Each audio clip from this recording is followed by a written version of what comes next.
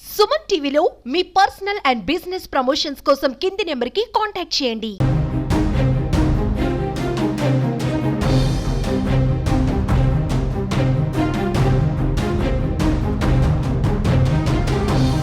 చూస్తున్నారు కదా, ప్రభుత్వం ప్రజల కష్టాల్లో ఉన్నప్పుడు ప్రభుత్వం ఆదుకోవాలి.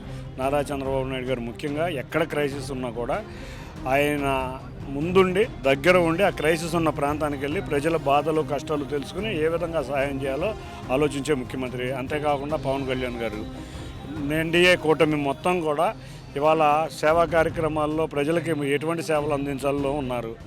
మీరు చూస్తుంటే గత 5 రోజులుగా మేము మంచినీరు, పాలు, ఆహారం అందించాం.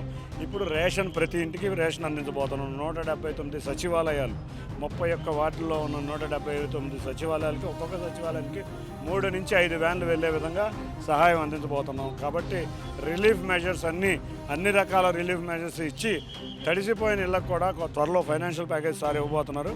ప్రజలు అంతేకాకుండా షాపులకు కూడా ఇవ్వబోతున్నారు. ప్రజల కష్టాల నుంచి బయటపడటమే మా ప్రభుత్వం ముందున్న ముఖ్య కర్తవ్యం.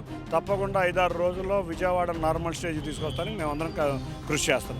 ఫైనాన్షియల్ ప్యాకేజ్ ప్రతి ఇంటికి అందుతుంది అన్నారు సార్. చాలా వెహికల్స్ కూడా వరద ముంపుకి గురై అవి కూడా పాడైపోయింది. దానికి కూడా ఒక క్లారిటీ అనేది చాలా మందిలో కనిపించడం లేదు. దానిపై ఏమంటారు సార్? ఎందుకు కనిపించట్లేదమ్మా? ఇన్సూరెన్స్ కంపెనీలను పిలిచాం. 10 రోజుల్లో క్లెయిమ్ సెటిల్ చేయాలంటున్నాం. వెహికల్లో ఇన్సూరెన్స్ లేకపోతే ఏ విధంగా చేయాలో మేము ఆలోచిస్తాం. కానీ వెహికల్లో అందరికీ ఇన్సూరెన్స్ ఉంది విజయవాడ విజయంలో. కాబట్టి వాళ్ళందరూ 10 రోజుల లోపల ఇన్సూరెన్స్ క్లెయిమ్స్ అన్ని వచ్చే విధంగా కృషి చేస్తాం. ఇంకా షాప్స్లో మీరు అన్నట్టు తప్పకుండా షాప్స్ చాలామంది చిరు వ్యాపారులు దెబ్బతున్నారు. వాళ్ళందరికీ కూడా ఫైనాన్షియల్ ప్యాకేజ్ రాబోతుంది. విజయవాడలో ఏదైతే ముంపు ప్రాంతాలకి గురై ఉన్నారో వాళ్ళు ఏ విధంగా కూడా భయపడాల్సిన అవసరం లేదు.